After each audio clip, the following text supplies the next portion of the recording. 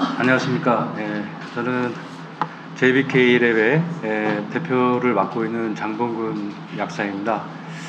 저는 아까 좀 전에 소개했던 대로 실제 사이언티스트이자 기업가로 이렇게 소개를 했는데, 실제 저는 이제 임상 약사로서도 한 5년 정도 일을 했었습니다.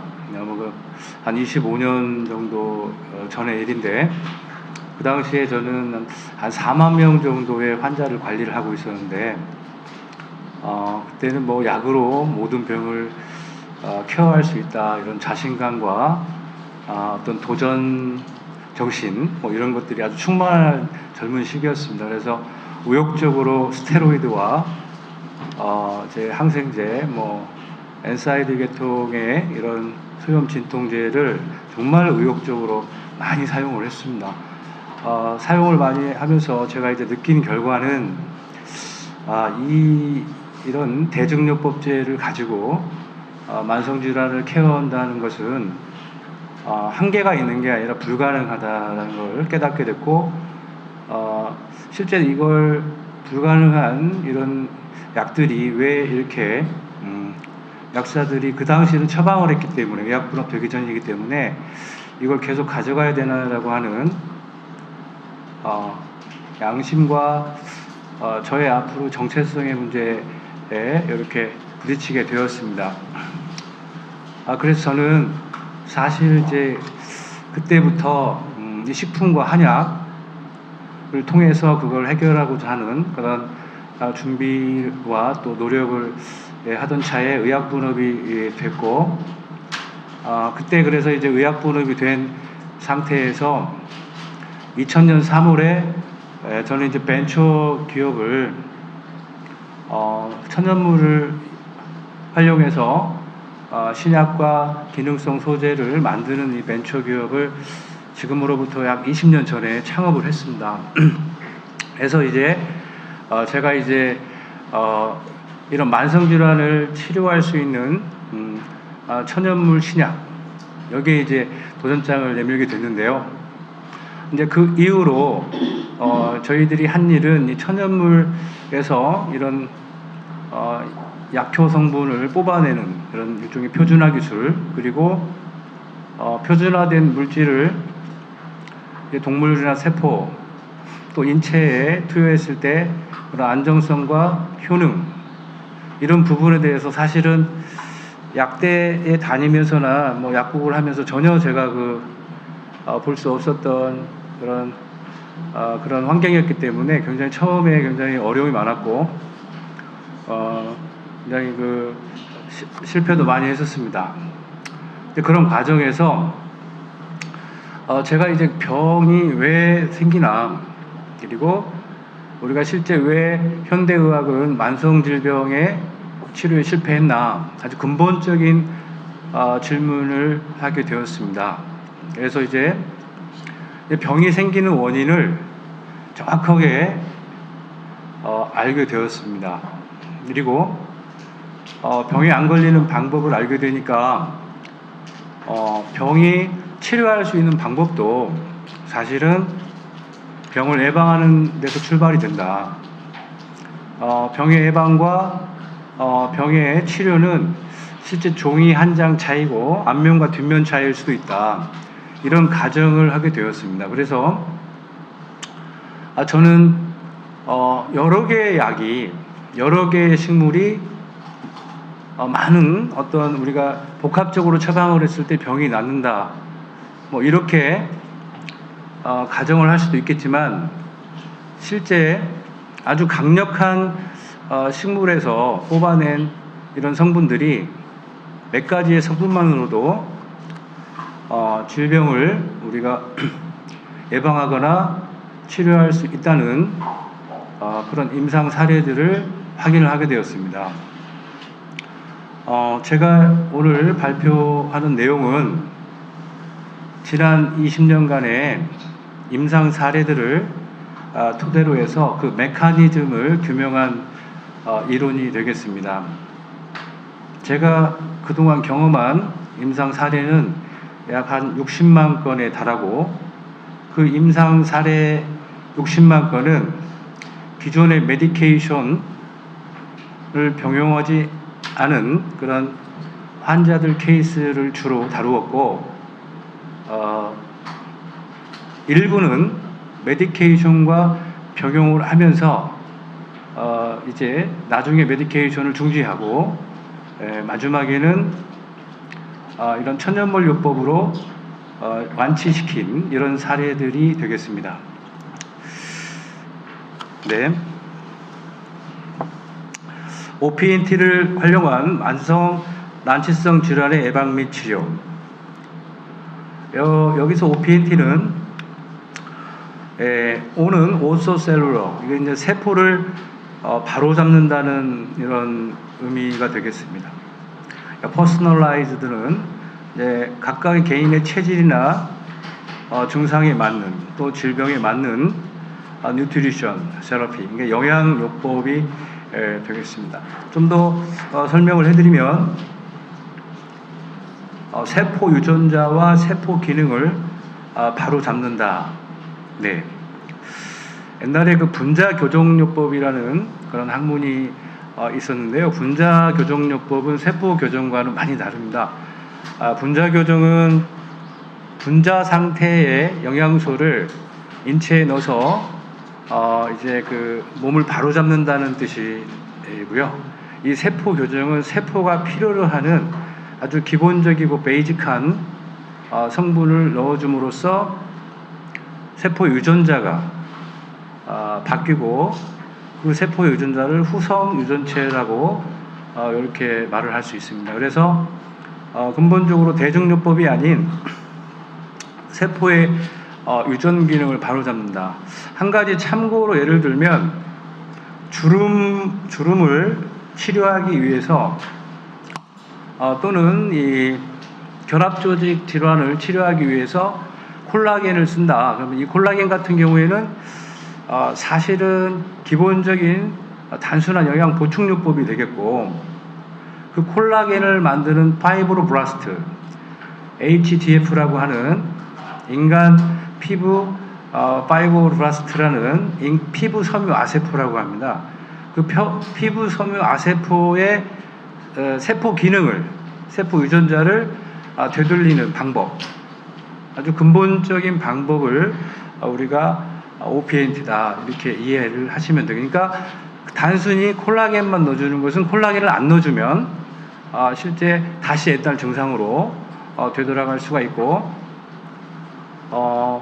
실제 콜라겐을 계속 넣어주기만 하면 콜라겐을 만드는 능력이 우리 몸에서 떨어지기 때문에 오히려 전체적인 어떤 치료의 범위로 봤을 때는 안 좋을 수도 있다라고 하는 부분들이 되겠습니다. 세포 교정요법의 핵심은 유전자인데요. 유전자를 바꾸려면 어떻게 해야 되느냐? 지금 현재 개국가에서 활용되고 있는 많은 학회와 이런 체인, 그리고 이제 그 학회와 체인에서 공급하는 많은 이론과 제품이 있는데, 그런 제품들이 단순한 증상을 가라앉히는 이런 정도에 그치는 이유가, 안 먹으면 또 바로 제자리로 돌아가는 이유가 뭐냐면 유전자를 못 바꾼다는 거죠. 우리 당군 신화에 보면 곰과 호랑이가 굴 속으로 들어가서 마늘과 쑥을 100일을 먹고 나서 이제 사람이 된 그 설화가 있는데, 호랑이는 뭐 중간에 포기하고 나왔지만 이 곰이 과연 마늘과 쑥을 얼마나 먹었을까? 마늘과 쑥은 먹었다고 하는데 도대체 얼마나 먹어야 사람 유전자로 바뀔까? 이런 고민을 한번 해볼 필요가 있습니다. 그리고 과연 햇빛이 쨍쨍 내려지는 데서 유전자가 바뀔 수 있을까? 동굴안이었기 때문에, 그런 통제된 공간이었기 때문에 유전자가 바뀔 것이다. 그리고 100일이라는 시간이 중요하다는 것이 그렇게 생각이 됩니다. 그래서 우리가 유전자가 바뀌려면 충분한 기간, 충분한 용량, 그리고 탁월한 생체 이용률이 되게 중요하다고 볼 수 있겠습니다. 그래서 우리가 잘못된 영양소를 아무리 많이 먹은들 그 영양소는 우리 몸에서 약으로 작용하는 게 아니고 독으로 작용할 수밖에 없다. 특히 이 기름은 아주 심각합니다. 우리들이 활성이 높은 기름을 필수 지방산이라고 하는데 그 필수 지방산을 활성은 높지만 산화나 변성이 잘 되기 때문에 이런 필수 지방산을 잘못 먹는 경우에는 많이 먹는 경우에는 우리 세포막 변성, 미토콘드리아나 핵막 변성이 심각하게 일어나기 때문에 오히려 만성 질환을 치료할 수 있는 게 아니고 더 악화시킬 가능성이 매우 높다. 그렇게 되겠고요. 저희가 이 파이토케미칼 지금 이제 시중에 나오는 파이토케미칼 식물 영양소들의 이제 PK 실험을 하는 경우가 있습니다. 생약동학이라고 하는데 실제 약이 움직이는 그런 상태를 확인하는 학문을 우리 약동학이라고 합니다. 그래서 그 약동학은 뭐냐면 우리가 먹은 영양소가 혈액으로 얼마나 흡수가 되는지 그리고 혈액에서 얼마나 이제 어느 정도 기간 동안 활동을 하는지에 대해서 저희가 체크를 하는 걸 약동학이라고 하는데 그 약동학에서 보면 우리가 먹는 모든 식물 영양소는 거의 대부분 1시간 내로 다 분해가 됩니다. 흡수가 안 되는 것들도 많이 있고 흡수가 되더라도 보통 1시간 내로 분해가 됩니다. 그러니까 방광기의 문제가 아니고 방광기는 최고점을 찍을 때가 약 이제 그 정도 한 30분 정도를 찍고 거의 1시간 내로 분해가 되는데 그렇기 때문에 이 천연물을 최소한 1시간 반이나 2시간 간격으로 먹어줘야 된다는 천연물로 효과를 보고 천연물의 약물 농도를 일정하게 유지하기 위해서는 그런 일종의 한계가 있다는 거죠. 그렇기 때문에 이 천연물의 실제 약으로서의 그 가능성들이 계속해서 그동안 저평가되어 있었던 그런 부분들이 바로 약동학에서의 혈중 농도였습니다. 이런 부분들을 해결하기 위해서 저희 연구진들은 나노 컴플렉스를 개발하게 되었습니다. 그래서 지금 현재 저희가 처음으로 성공한 물질이 바이오플라보노이드 중에 안토시아닌 계열의 안토시아닌이 한 600가지가 있는데 그 중에서 가장 활성이 세고 가격이 비싼 안토시아닌이 바로 시아니딘이라는 안토시아닌인데 시아니딘은 킬로그램당 최소 한 2천만 원 정도 하는 아주 비싼 원료인데요. 이게 주로 검은 콩에 많이 들어있는 이런 물질이 되겠습니다.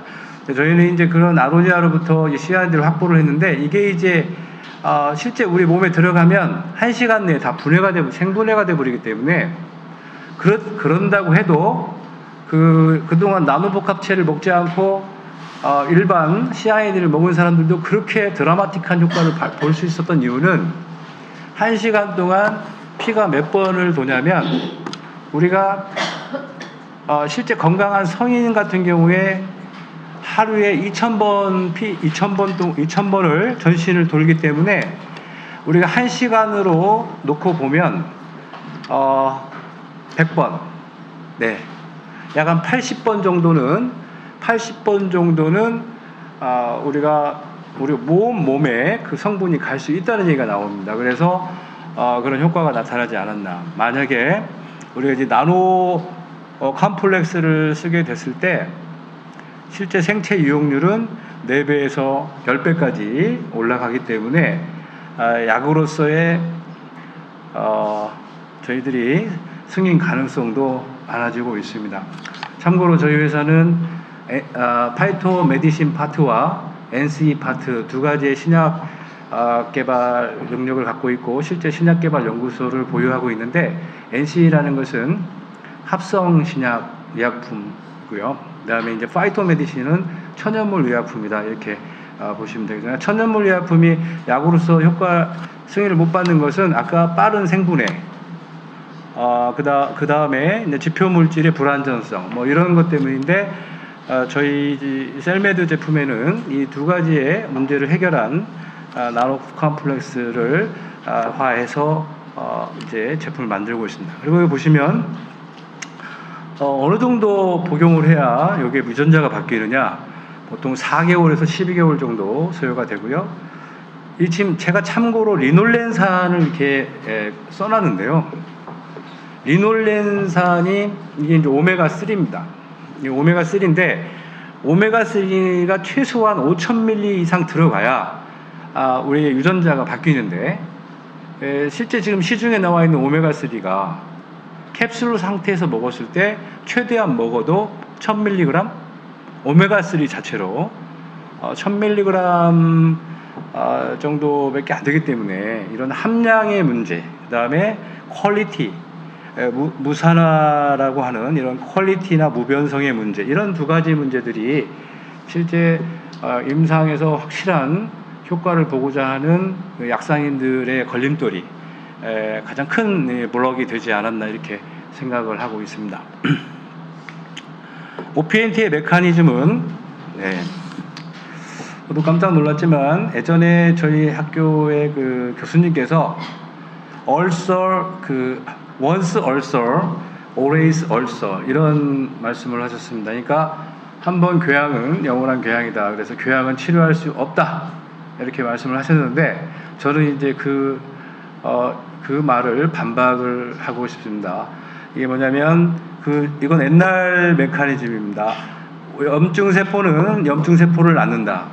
그냥 그대로 두거나 항궤양 소화성 궤양제제, ATP 펌프 억제제나 우리 이제 쓰는 유산 중화제 이런 것들을 써가지고는 유궤양은 계속해서 유궤양으로 악화될 수밖에 없다는 거죠. 그러니까 그 다음에 이제 정상세포는 정상세포를 이렇게 분열로 하게 됩니다. 그래서 저희는 OPNT를 통해서 염증세포의 유전자를 정상세포 유전자로 만들어야 된다. 이것을 훌륭하게 수행했을 때 우리는 이걸 치료라고 할 수 있다. 그러니까 지금 유궤양 진단을 받았는데 속 쓰리고 소화 안 되고 아프고 이런 증상을 유산 차단제를, 유산 억제제를 처방을 받아서 먹었는데 속이 너무 편안한 거예요. 너무 편안해서 나는 치료가 됐다라고 생각을 하는 분들이 너무 많은데 그건 치료가 아니라는 거예요. 증상을 억제했고 이미 염증 유전자는 더 악화되고 완치라고 하는 부분에서 점점점 멀어지고 있다. 사실 유산 차단제와 옛날에 제가 많이 썼던 게 프레팔시드라는 약을 썼는데 지금 프레팔시드들은 퇴출됐습니다. 굉장히 많은 부작용이 있었고 얀센에서 나왔던 프레팔시드가 있었고 지금 ATP 펌프 억제제 같은 유산 억제제 같은 경우에도 상당히 많은 부작용들이 많이 보고가 되고 있습니다. 이제 그것을 이제 드럭머거라고 하는데 그 드럭머거 이론에 의하면 이론뿐만이 아니라 실질적인 부작용도 너무 심각해서 우리가 이제 근본적인 유궤양에 대한 또는 이런 염증에 대한 방향 설정이 되어야 된다라고 생각을 합니다. 자, OPNT의 핵심 이론의 배경은 에피제네틱스입니다. 여기 보시면 우리의 지금 현실과 미래를 볼 수 있습니다. 대부분의 만성질환은 후성 유전으로 발생한다. 그러니까 정해진 유전자는 없다. 심지어 혈액형조차도 환경에 의해서 먹는 거에 의해서 바뀔 수가 있다. 여러분들이 생각에 의해서도 혈액형조차도 다 바꿀 수가 있는데 이런 후성 유전으로 발생하고 자손에게 유전이 됩니다. 그런데 그 자손은 또 그 유전자를 바꿔서 그 밑에 손주에게 다시 그 유전자를 넘길 수 있습니다. 그러니까 결국에 그 유전자는 계속해서 바꿀 수 있는 그런 숙명적인 유전자가 아니라 아주 가역성이 있는 유전자다 이렇게 볼 수 있겠습니다. 유전의 근원은 게놈에만 있는 게 아니라 그 언저리에도 있다. 그지만 그 메커니즘 오리무중이다. 그러니까 기본적으로 돼지가 사람이 될 수는 없습니다. 그 유전자는 실제 수십억 년의 어떤 진화의 과정을 통해서 굳어졌기 때문에 우리가 예를 들어서 다른 동물로 바뀌려면 그 시간이라고 하는 건 굉장히 우리가 상상할 수도 없는 시간이 필요한 거고, 실제 우리의 성격이나 우리의 피부의 뭐 상태라든지 어떤 기능, 세포의 기능에 관계된, 특히 질병에 관계된 부분들은 거의 다 바꿀 수가 있다, 이렇게 볼 수 있겠습니다. 네, 여기서 이 후성 유전이 만성질병과 어떻게 관여되고 있는지를 보여주는 도표인데요. 여기 보시면 Epigenetic Nutrient Bioactive Food, 이 얘기는 뭐냐면 유전자를 바꿀 수 있는 음식들이 있다. 그래서 실제 후성 유전에 관여되는 이런 그걸 보시면 DNA 메틸레이션, 히스톤, RNA 세 가지가 있는데요. DNA 메틸레이션은 메틸기가 이제 DNA에 시토신 부위에 이렇게 붙게 되는데, 이게 많이 붙느냐 적게 붙느냐에 따라서 병이 생긴다는 거고요. 히스톤은 유전자를 보호하는 단백질인데, 이 히스톤의 모양이 세모지냐 네모지냐 타원이냐 아니면 원형이냐에 따라서 질병이 나타난다는 거고요. 여기서 이제 마이크로 RNA는 작은 RNA, 뭐 잘 아시겠지만 DNA를 이렇게 전령 카피하는 그런 그 유전자를 RNA라고 하는데, 그 RNA가 어떻게 카피하냐에 따라서 질병의 유형이 달라진다. 그래서 이 세 가지의 후성 유전체가 우리 암을 비롯한 거의 모든 염증, 만성 질환을 다 관여되어 있다. 여기 보시면 노화, 캔서, 여기 이제 신경계 질환, 이제 메타볼릭 신드롬, 이렇게 다 관여가 되어 있다. 부모로부터 받은 게 아니고 받을 수도 있지만 거의 모든 먹는 거에 의해서 결정이 된다라고 하는 이런 도표가 되겠습니다. 여기 보시면 메틸레이션의 언밸런스가 바로 암의 원인이다. 메틸레이션이 정상적인 세포에서는 이 프로제니터 시작하는 단계에서는 거의 메틸레이션, 시토신 메틸레이션이 일어나지 않는데, 캔서에서는 시토신 메틸레이션이 막 일어납니다. 이것은 이제 서프레서, 캔서 서프레서 이런 시토신 이런 DNA 쪽인데요. 그러니까 한마디로 암을 억제하는 유전자들이 보통 이렇게 앞에 유전자의 앞에 이렇게 위치를 하고 있습니다. 그러니까 프로모터라고 하는데, 이 프로모터의 하이퍼 메틸레이션이 되면 암을 억제하는 유전자가 활성이 안 돼서 이제 말하자면 암을 일으킨다. 그리고 이제 글로벌 히포메틸레이션, 이게 이제 메틸레이션이 전반적인 유전자에 이렇게 나타나야 되는데, 여기에 이제 드물게 나타나는 경우에는 암이 발생을 하더라, 이런 겁니다. 네, 그건 이제 우리가 이제 질병이 부모로부터 받은 질병 유전자를 갖고 있다고 해도 우리가 에피제네틱스에 의해서 우리가 건강한 이런 상태로 만들 수 있다라고 하는 그림입니다. 굉장히 유명한 실험인데요. 아구티의 쥐, 이게 임신한 쥐에게 음식을 어떤 걸 먹이냐에 따라서 털 색깔도 이렇게 바뀌어질 수 있고, 당뇨쥐, 고혈압쥐, 암쥐, 뭐 이런 쥐의 그 질병 상황도 질병의 유전자도 달라질 수가 있다. 그러니까 임신했을 때 부모가 무엇을 먹느냐에 따라서 아이의 운명이 결정될 수 있다라고 하는 걸 보여주는 중요한 실험이 되겠습니다. 제가 가장 그동안 20년 동안 약국을 그만두고 가장 열심히 노력을 해서 밝히기 위해서 노력했던 부분이 바로 이 도표인데요. 과연 병은 왜 발생하는가에 대한 거였어요. 사실 이게 명확하게 머릿속에 그려져야 우리가 이제 선생님들께서 환자를 상담하실 때 이게 굉장히 강한 상담이 될 수 있다, 저는 이렇게 판단하고 있습니다. 결론적으로 질병이 생기는 메커니즘은 스트레스와 독성 물질이다. 이런 스트레스를 많이 받거나 이제 스트레스는 뭐 여러 가지 종류가 있겠지만 고민, 초조, 불안, 분노, 불면, 뭐 과로, 이런 스트레스들과 독성 물질은 뭐 가공식품, 약물, 미세먼지, 뭐 여러 가지가 있겠습니다. 이런 것들이 일단은 우리 몸에 들어오면 우리 몸은 이런 교감신경이 우세하게 되고 아드레날린과 스테로이드가 나오면서 혈관이 수축되고 혈류가 약해지면서 우리는 이제 전쟁 상황으로 받아들이기 때문에 세균을 죽이는 백혈구인 과립구가 증가되면서 이 과립구가 일중항산소라고 하는 아주 강력한 활성산소를 점막에 뿌려대기 시작하면서 이 점막에 있는 체세포들이 파괴됩니다. 이 점막은 우리가 뭐 장점막, 구강정막,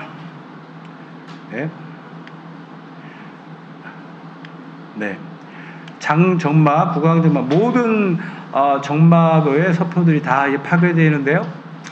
독성물질 자체가 바로 세포 조직을 파괴하는 경우도 있습니다. 그래서 이제 이렇게 되면 후성 유전자가 변이가 된다. 그래서 만성 질환으로 간다는 이런 메커니즘이 되겠습니다. 이 그림을 머릿속에 잘 기억을 하셨다가 나중에 이제 흔들리실 때마다 이걸 좀 복기해서 외우시면 아주 좋은 참고 자료가 될 것 같습니다.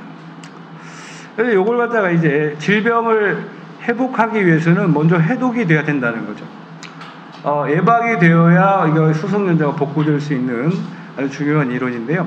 일단 이 OPNT가 들어가면 우리 몸은 부교감 신경이 우세하게 됩니다. 그래서 아세틸콜린과 프로스타글란딘이 활성화되면서 혈관이 확장되게 되고 과립구 우세에서 림프구 우세로 나타나게 되고 이 T림프구, B림프구가 또는 NK 림프구가 많아지면서 면역 반응이 일어납니다.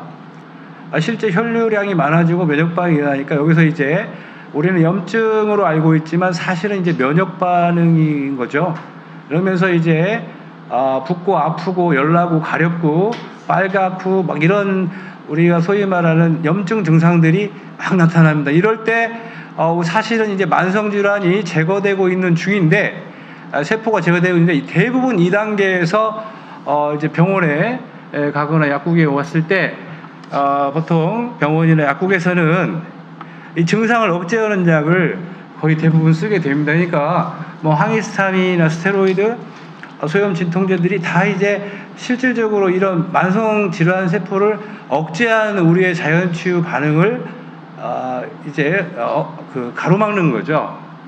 그러다 보니까 이제 실제 이게 제거가 돼야 후성 유전자가 복구가 되는데 2단계에서 이거에 염증 반응을 막아버리니까 후성 유전자가 복구가 안 되고 계속해서 만성 유전자로 이제 악화되는 그런 악화되게 된다는 이런 그림이 되겠습니다. 네. 그래서 우리가 이제 OPNT를 하기 위해서는 세포를 잘 이해를 해야 되는데요.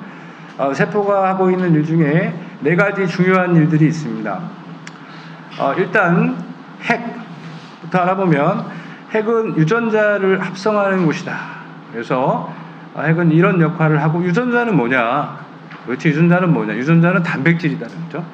유전자는 단백질이고 그 단백질은 펩타이드가 돼서 그 펩타이드가 사실 효소가 되는 거죠. 그래서 유전자는 곧 효소다 이야기를 해도 되겠습니다. 유전자는 단백질이자 효소다. 그래서 거의 생명 자체를 유전자로 봐도 과언이 아니다 이렇게 볼 수 있겠습니다.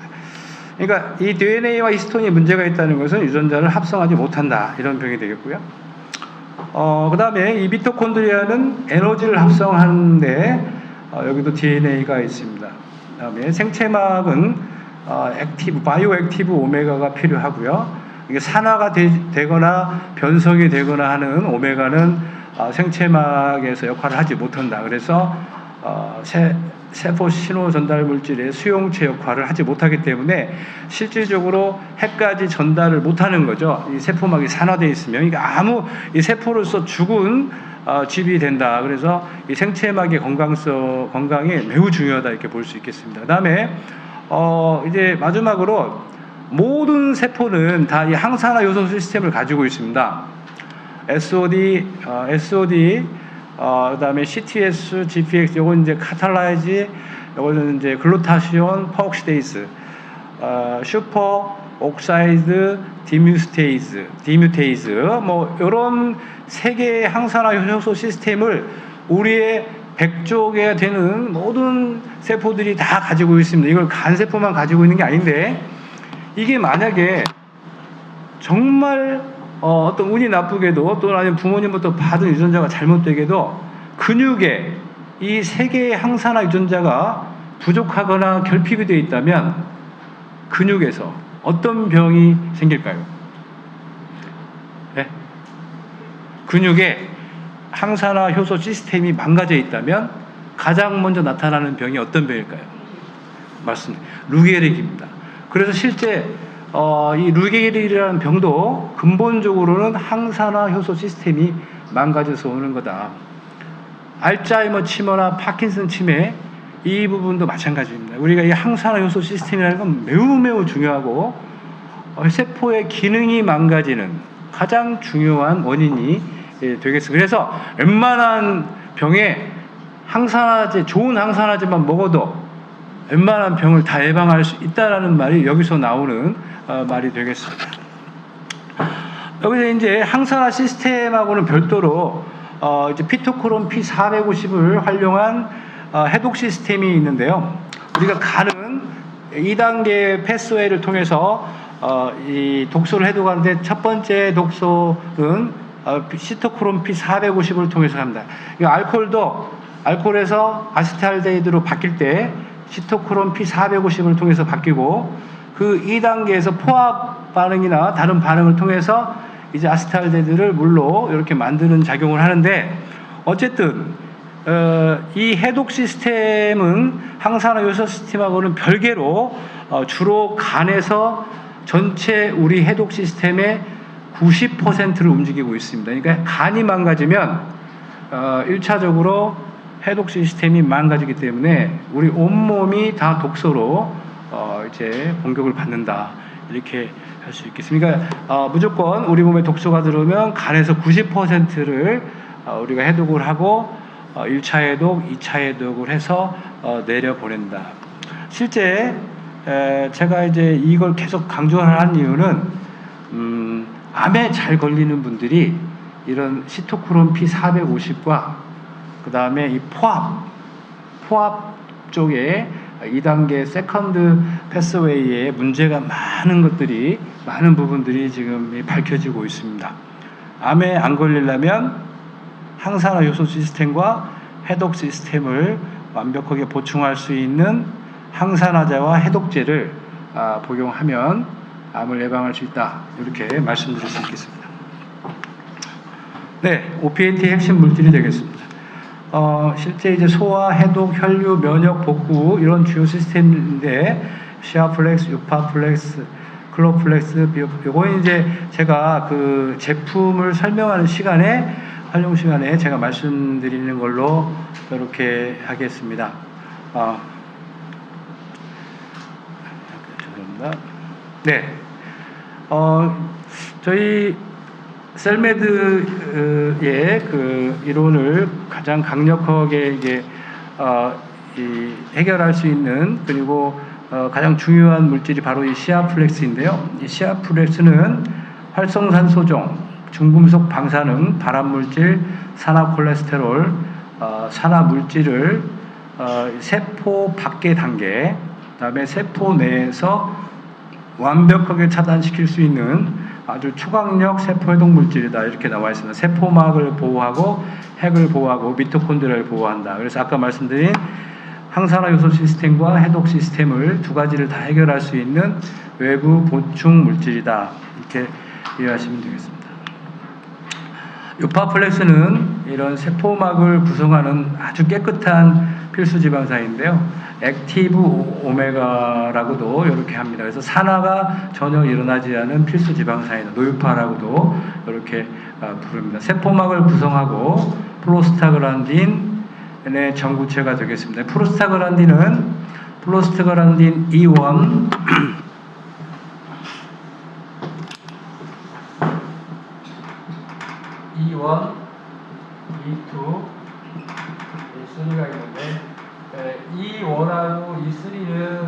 같은 작용을 하고요. E2는 기랑 작용을 합니다. 그래서 E1하고 E3는 보통 부교감 쪽 신경과 관련돼 있고 E2는 교감 신경하고 관련이 되어 있습니다. 그래서 실제 E1을 만드는 필수 지방산이 감마 리놀렌산이 되겠고요. E3를 만드는 게 이제 알파 리놀렌산이 되겠습니다. 그래서 감마 리놀렌산을 실제 이런 프로스타글란딘 E1으로 해서 부교감 신경계에 작용하는 그런 자연치유 물질로 쓰기에는 너무 비용이 비싸고 굉장히 비용이 많이 듭니다. 그래서 실제 E3를 이용하는 게 가장 효과적이다 이렇게 볼 수가 있겠습니다. 그래서 우리는 E3를 만드는 필수지방산을 오메가3다 이렇게 이야기를 합니다. 그러니까 우리가 지금 대사성준에 있는 분들은 대부분 프로스타글란딘 E2 우세 체질을 갖고 있고 식습관도 거기에 맞춰져 있습니다. 그래서 대사성 질환이나 암을 갖고 있는 분들은 프로스타글란딘 E3형 우세로 체질을 바꿔줘야 됩니다. 네. 근데 이제 아까 말씀드린 것처럼 그 용량이 최소 5,000mg에서 10,000mg까지 용량을 써야 되기 때문에 우리가 이제 그리고 전혀 산화되지 않은 그런 걸 써야 된다 이렇게 말씀드리고 있습니다. 네, 그 다음에 이제 유전자를 교정하는 물질이 바로 이제 클로플렉스인데요. 뉴클레오타이드, 히스톤, 클로로필 여기 있는데 실제 이걸 비율을 맞추기 굉장히 어렵습니다. 그리고 실제 뭐 이런 부분들을 자연 상태에서 뉴클레오타이드를 섭취하기는 너무 힘든데 우리가 이제 아프기 때문에 이 뉴클레오타이드를 나노 상태의 뉴클레오타이드 활성형으로 섭취를 하지 않으면 다 대변으로 나오게 됩니다. 그래서 이걸 확실히 나노 분쇄를 해서 활성형으로 만드는 게 기술인데 그런 기술을 이제 적용한 물질을 바로 액티브 NCT라고 합니다. 그래서 헥산과 히스톤, 엽록소 이 세 개를 같이 이렇게 해야 된다. 근데 사실 엽록소가 왜 히스톤이나 헥산 옆에 같이 있을까 이렇게 보니까 제가 이제 그 아는 약사님이 오토 와버그 박사의 그 어떤 그런 이론을 굉장히 중요시하고 저하고 이제 또 그런 부분에 대해서 이제 카톡으로 이야기도 좀 했었는데요. 제가 좀 이따 말씀드린 이 세포 빈혈 상태. 우리는 지금까지 빈혈이라고 하는 혈관 빈혈만 알고 있잖아요. 우리가 헤모글로빈 수치를 재잖아요. 빈혈, 헤모글로빈 수치를 이렇게 잴 때 실질적으로 혈관에서 재잖아요. 그러니까 그것은 혈액성 빈혈이고 세포성 빈혈이 있습니다. 세포 안에 산소가 얼마나 들어있느냐. 이게 되게 중요한데 그 세포 안에 하이폭시아, 그러니까 세포성 셀 하이폭시아가 안 일어나게 만드는 물질이 바로 클로로필, 엽록소가 될 수 있다는 거죠. 그래서 엽록소가 사실은 핵의 유전성 변이, 미토콘드리아 유전성 변이를 막아줄 수 있는 되게 중요한 방어물질로 작용을 할 수 있다. 그래서 우리가 실제 핵이나 미토콘드리아를 보호할 때는 옆에 친위병 같은 존재다. 그러니까 왕을 보호하는 사의 개념이라는 거죠. 이게 왕이 있고 있으면 사의 개념. 그리고 세포막이 일단 건강해야 되는 것은 전체를 보호하는 우리 세포 성으로 보게 어떤 궁궐로 보는 성을 이렇게 의미하는 거고 실제 여기 엽록소는 진짜 왕을 핵과 미토콘드리아를 지키는 그런 친위 부대다 이렇게 볼 수 있겠습니다. 염증 질환의 모델은 이렇습니다. 정상 세포는 이렇게 노유파, 산화되지 않는 노란색 아주 좋은 기름 필수지방산을 가지고 있고 핵막, 필수지방산을 만든 핵막, DNA, 이런 RNA, 그 다음에 미토콘드리아 이렇게 가지고 있는데 이게 이제 스트레스나 톡신에 노출이 되면 다 이제 산화가 되는데 이렇게 주변에 막이 산화되는 병을 우리가 염증이라고 하는 병이다. 그러니까 우리가 사실은 혈압도 염증, 당뇨도 염증, 모든 세포의 기능적인 부분이 떨어지는 것들을 염증이라고 보시면 된다는 거죠. 여기 이제 점점 시간이 길어지고 만성화되는 걸 만성염증이라고 이렇게 부를 수가 있는데요. 어쨌든 질병이라고 하는 것은 병인론이 아니고 이제 이런 거죠. 병인이 아니고 우리가 알고 있는 고혈압, 당뇨, 심지어 암조차도 병의 원인이 아니고 병과라고 하는 거죠. 실제 병과, 그러니까 병의 결과로서, 원인의 결과로서 나오는 것을 우리가 병이라고 한다는 겁니다. 이게 사실 원인은 다 스트레스와 독소고, 그 스트레스와 독소가 혈압으로 나타날 수도 있고, 고혈압으로 나타날 수도 있고, 고혈당으로 나타날 수도 있고, 또 그게 이게 대상포진으로 나타날 수도 있고, 관절염으로 나타날 수도 있다. 한마디로 병과다. 병이라고 하는 것은 결과인 거지 병 자체가 원인이 아니라는 거죠. 그러니까 우리가 여기에서 오류에 빠질 수가 있는 겁니다. 제가 이 말을 계속 강조를 하는 이유는 우리가 지금 눈으로 보고 있는 것은 하나의 병이 원인이 나타나는 결과일 뿐이기 때문에 그 결과를 보고 원인이라고 생각하지는 말자는 얘기예요. 그러니까 대상포진 환자가 왔는데 대상포진 환자를 봤을 때 현미경으로 거기 침정물을 추출물을 이렇게 현미경으로 보면 거기에 바이러스가 보이기 때문에 이 대상포진은 바이러스가 원인이다 이렇게 보는 게 이것들이 잘못될 수도 있다는 거죠. 그러니까 그것은 하나의 결과, 포진이라든지 통증, 이런 그 물집 이런 것들은 하나의 바이러스조차도 하나의 결과일 수 있다는 거예요. 왜 그러냐면 우리 세포가 죽을 때 원래 세포는 바이러스와 세균과의 결합이거든요. 핵은 다 바이러스로 만들어졌고 미토콘드리아는 다 세균으로 만들어졌어요. 그러니까 우리 세포가 죽으면 다 바이러스하고 세균으로 다 환원되는 거예요. 그러니까 실제 대상포진의 원인은 우리가 받는 스트레스와 미세먼지 이런 게 될 수가 있는 거죠. 근데 어디 세포가 공격을 당했냐? 신경세포가 공격을 당한 거죠. 그러니까 그 신경세포가 공격을 당한 신경세포가 면역세포의 면역세포의 어떤 그 복구, 재생작용에 의해서 그 세포들이 깨지면서 그 침출물들이 쫙 나오는 형태에서 그게 포진 바이러스가 결과물로서 나올 수도 있다라고 하는 이런 가능성도 있다는 걸 말씀을 드리고 싶습니다. 그러니까 우리는 지금 현대의학은 병인론이다. 하지만 실제 병과론이라고 하는 부분에 대해서도 우리 약사님들께서 한번 고민해 보시기 바랍니다. 네, 만성 염증세포는 이렇게 미토콘드리아까지 산화 변성된 거다. 그래서 미토콘드리아는 에너지를 만드는 곳이기 때문에 일단 만성 상태로 들어가면 세포의 기능이 거의 80-90% 소실된 상태다. 세포가 힘을 못 쓰는 시기다 이렇게 보시면 되겠습니다. 그 다음에 이제 자가 면역 질환의 유형은 백혈구가 림프구가 이렇게 산화되는 경우가 있고요. 림프구가 이게 이제 백혈구인데요. 백혈구는 림프구의 세포막과 미토콘드리아가 산화된 형태. 그 다음에 이런 형태가 있고요.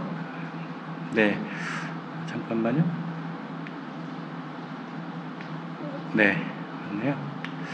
있고, 그 다음에 이제 만성염증인 경우에는 아까 말씀드린 대로 여기 있고요. 자가면역 질환의 유형. 네.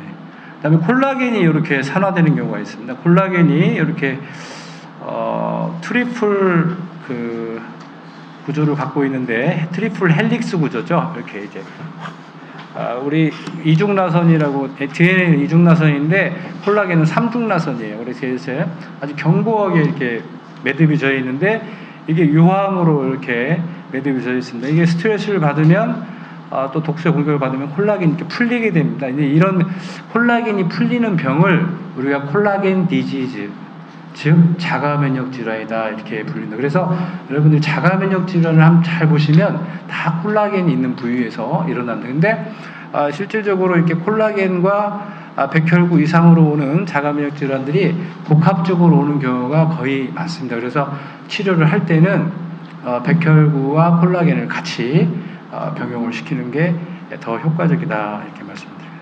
암은 이제 여기 보시면 핵에 있는 유전자가 이렇게 변이된 상태입니다.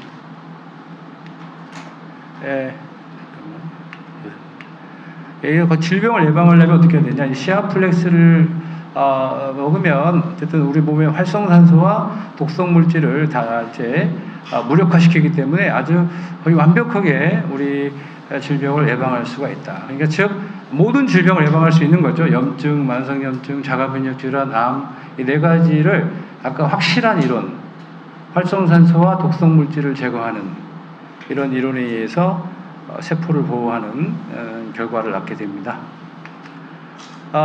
OPNT를 염증 같은 경우는 시아플렉스와 유파와 TM을 통해서 정상 후성 유전체를 만들 수 있다.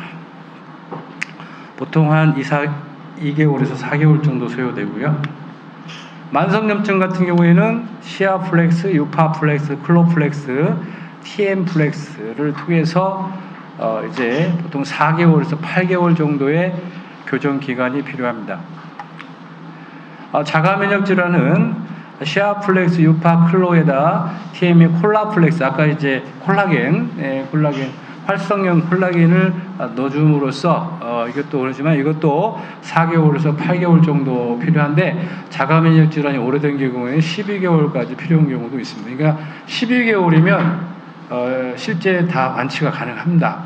자가면역 질환처럼 잘 이렇게 치료가 되는 병이 세포 교정에는 가장 잘 치료가 되는 주 타겟입니다.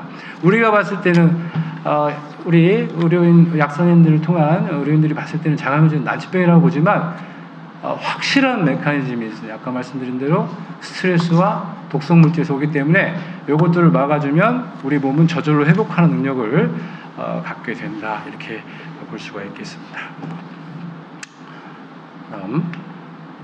암은 이제 시아플렉스 F, 그 다음에 유파, 클로, 커큐, 베타, TMV 좀 많은데요. 암은 사실은 이제 유전자를 아주 핵에 있는 유전자를 바꿔야 되기 때문에 돌연변이의 유전자를 바꿔야 되고 분열 유전자를 바꿔야 되기 때문에 좀 세게 들어가야 됩니다.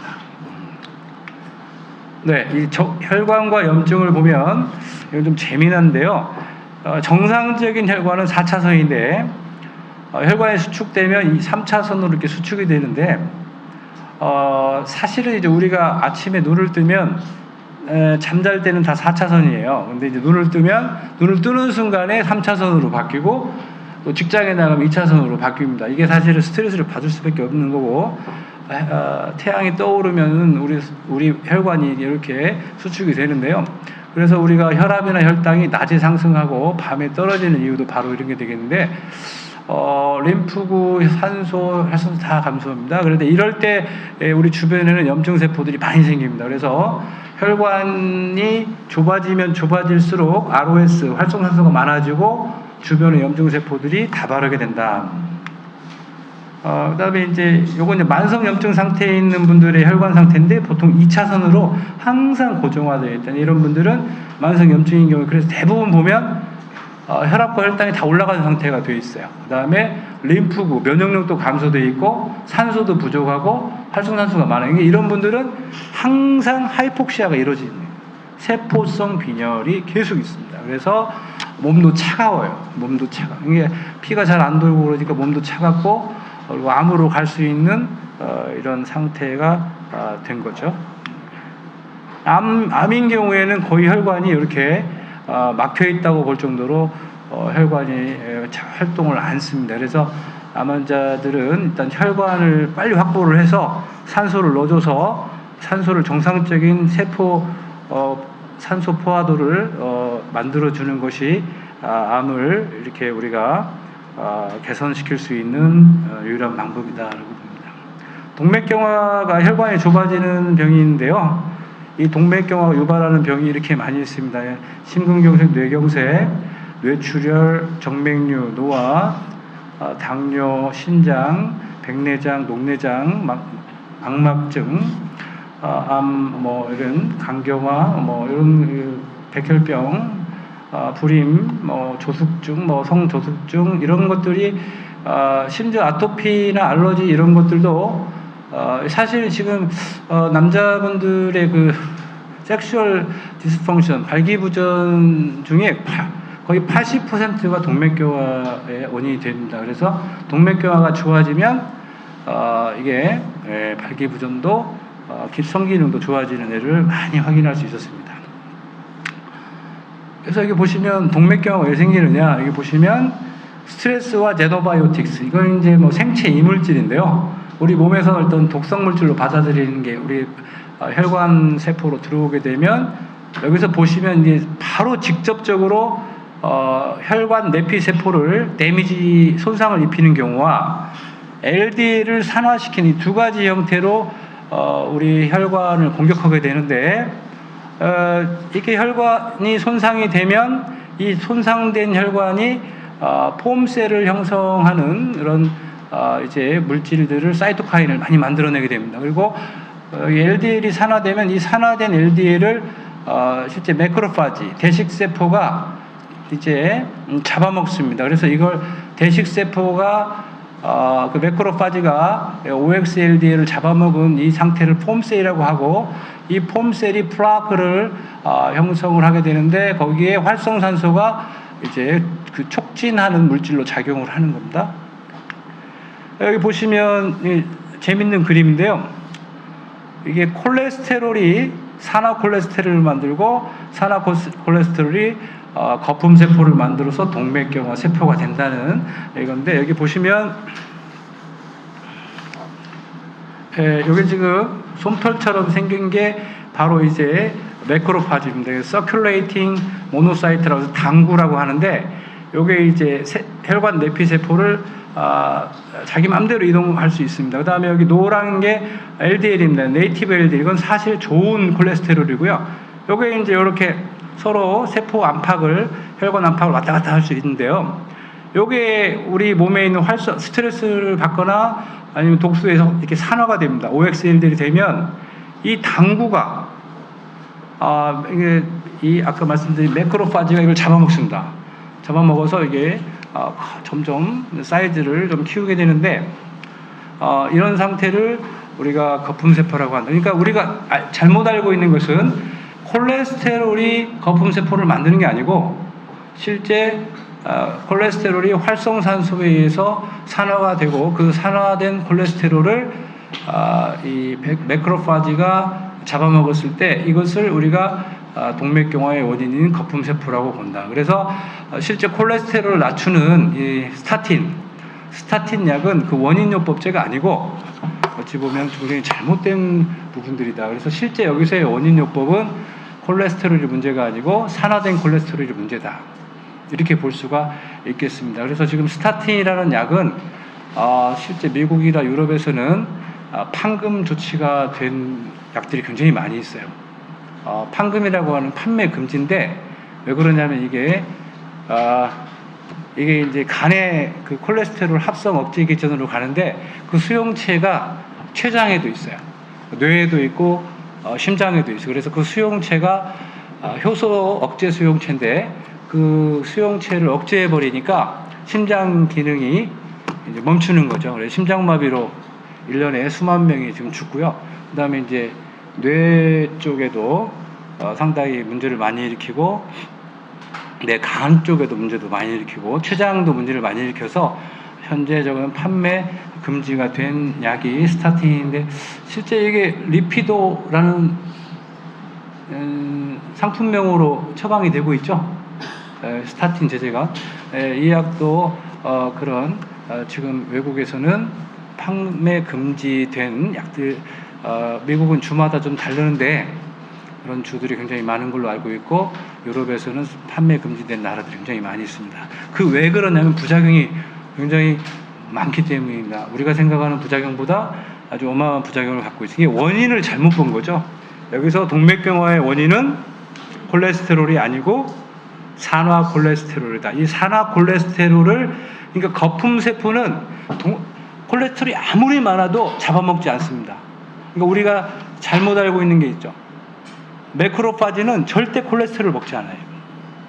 산화된 콜레스테롤만 먹는 거죠. 왜? 산화된 콜레스테롤은 이미 제노바이오틱스, 즉 생체 이물질이 됐기 때문에 우리를 공격한다라고 적군으로 여기기 때문에 잡아먹는 거거든요. 그래서 적이 많으면 많을수록 많이 잡아먹기 때문에 애들이 막 잡아먹어가지고 거품처럼 세포가 커진 상태, 이걸 폼셀이라고 하는 거고, 이 세포가 많아지면 어떻게 되냐면 이렇게 됩니다. 그래서 이게 지금 혈관인데, 혈관은 단면도인데 거의 반이 폼셀이 차지하고 있죠. 네, 거의 반이 폼셀이 차지하고 있습니다. 그러니까 동맥경화라고 하는 것은 혈관이 굳어진 게 아니고 폼셀에 의해서 혈관이 채워진 거예요. 그래갖고 반을 막아버린 겁니다. 막았잖아요. 이렇게 막고 이걸 플라크라고 하는데, 이게 폼셀 플라크가 만들어지면 이게 혈전을 유도해요. 그래서 이렇게 빨간색 트롬보스, 이게 혈전인데, 이 혈전을 잘 보면 이 혈전이 콜레스테롤성 혈전, 혈소판성 혈전, 그 다음에 적혈구성 혈전이 있는데, 저게 우리가 심장마비로 올 때는 적혈구성 혈전이 굉장히 많이 있습니다. 여러분들이가 적혈구에서 오는 그 혈전을 굉장히 조심해야 되는데, 이것은 미리미리 아주 좋은 항산화제를 먹는 방법밖에 없어요. 항산화제를 잘 먹으면 콜레스테롤의 산화를 막을 수 있잖아요. 산화를 막고 그러면 거품세포를 못 만들죠. 그리고 항산화제를 잘 복용하면 일단 적혈구가 자기들끼리 뭉치질 않아요. 그리고 혈소판도 뭉치지 않아요. 혈소판과 적혈구가 그러니까 이렇게 되는 거죠. 앞에 혈소판과 적혈구, 이게 혈전을 만드는 세 가지가 있는데, 이게 콜레스테롤, 이 세 가지가 있는데, 이 세 가지 앞에 그냥 정상적인 상태에서는 절대 혈전을 만들지 않는데, 이게 이제 앞에 OX가 붙는 거죠.